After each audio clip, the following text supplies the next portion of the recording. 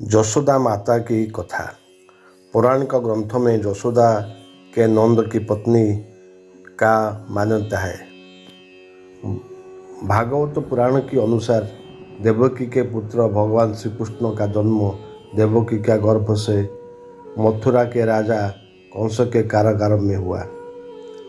कंस से रक्षा करने के लिए जब वासुदेव जन्म के बाद आधी रात में ही उन्हें यशोदा के घर गोकुल में छोड़ाए तो उनका पालन पोषण यशोदा ने की। भारत के प्राचीन धार्मिक ग्रंथों में बालक कृष्ण की लीलाओं के अनेक वर्णना मिलती है, जिसमें यशोदा की ब्रह्मांड के दर्शन, माखन चोरी और उसमें आरोप में ओखल में बांध देने की घटनाएं का सूरदास ने सजीव वर्णन किया है। यशोदा ने बलराम के पालन पोषण की भी महत्वपूर्ण भूमिका निभाई, जो रोहिणी के पुत्र और सुभद्रा के भाई थे। उनकी एक पुत्री का भी वर्णन मिलता है, जिसका नाम एकांगा था। वसुश्रेष्ठ द्रोण और उनके पत्नी धरा से ब्राह्मणी जी से यह प्रार्थना की, देव, जब हम पृथ्वी पर जन्म लेते तो भगवान श्री कृष्ण में हमारी अविचल भक्ति हो। ब्राह्मणी ने तथास्तु कहकर उन्हें वर दिया।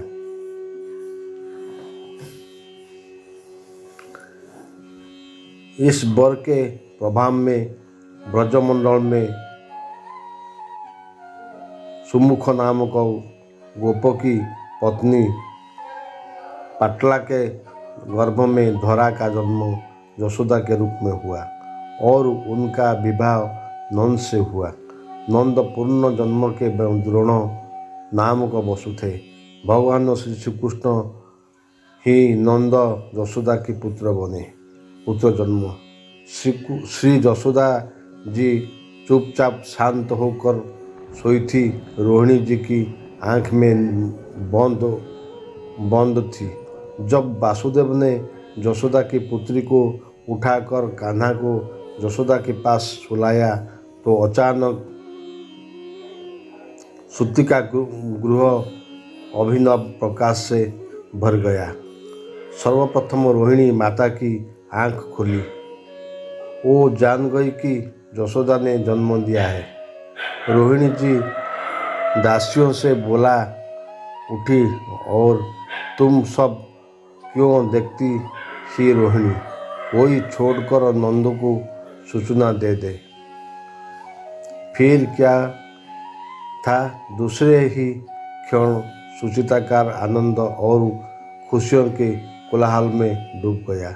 एक नंद को सूचना देने के लिए दौड़ी, एक धाई को बुलाने के लिए ले गई, एक शहनाई वाले के यहाँ गई।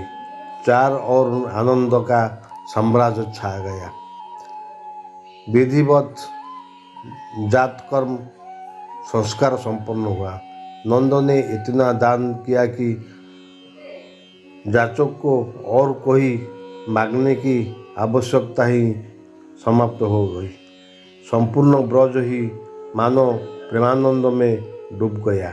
माता यशोदा बड़ी ललक से हाथ बढ़ाती है और अपने हृदय धन को उठा लेती है तथा शिशु के अधर को खोलकर अपना स्तन उसके मुख में देती है। भगवान शिशु रूप में माँ के इस वात्सल्य का बड़े ही प्रेम से पान करने लगती है। कंस के द्वारा भेजी गई पुतना अपने स्तन में कालफूट विष लगाकर गोपी वेश में यशोदा नंदन श्री कृष्ण को मारने के लिए आई। उसने अपना स्तन श्री कृष्ण के मुख में दे दिया। श्री कृष्ण दूध के साथ उसके प्राण को भी पी लिया। शरीर छोड़ने के समय श्री कृष्ण को होकर पुतना मथुरा की ओर दौड़ी। उस समय यशोदा के प्राण भी श्री कृष्ण के हाथ चले गए। उनके जीवन में चेतना का संस्कार तब हुआ जब गोप सुंदरियों ने श्री कृष्ण को जाकर उनकी गोद में डाल दिया। संकटासुर अंत।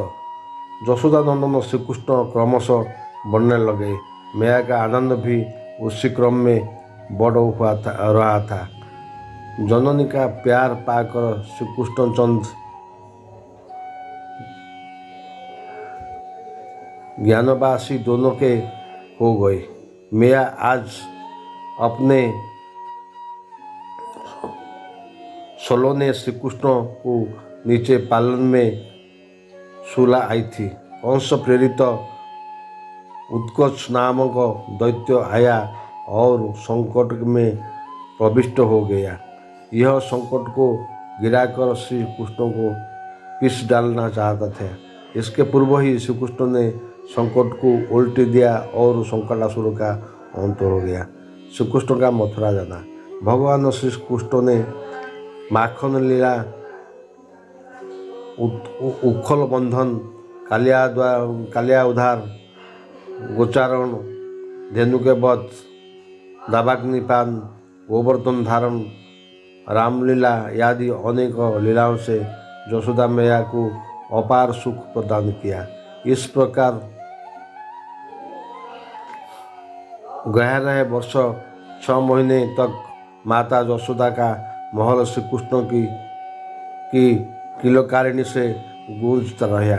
आखिर श्री कृष्ण को मथुरापुरी ले जाने के लिए अक्रूर आ रहे। अक्रूर ने आकर यशोदा के हृदय पर मानो अत्यंत क्रूर वज्र का प्रहार किया। पूरी रात श्री नंद जी श्री यशोदा को समझा रहे थे, पर किसी भी कीमत पर वो प्राणप्रिय पुत्र को कंस की रंगशाला में भेजने के लिए तैयार नहीं हो रही थी। आखिर जोगमाया ने अपनी माया का प्रभाव फैलाया। यशोदा जी ने फिर भी अनुमति नहीं दी। केवल विरोध छोड़कर वो अपने आंसुओं से पृथ्वी को भिगाने लगी। श्री कृष्ण चले गए और यशोदा विक्षिप्त सी हो गई। उनका हृदय तो तब शीतल हुआ जब वे कुरुक्षेत्र में श्री कृष्ण से मिली। राम श्याम को पुनः अपनी गोद में बिठाकर माता यशोदा ने नवजीवन पाया। अपनी लीला समेटने से पहले ही भगवान श्री माता यशोदा को गोकुल भेज दिया।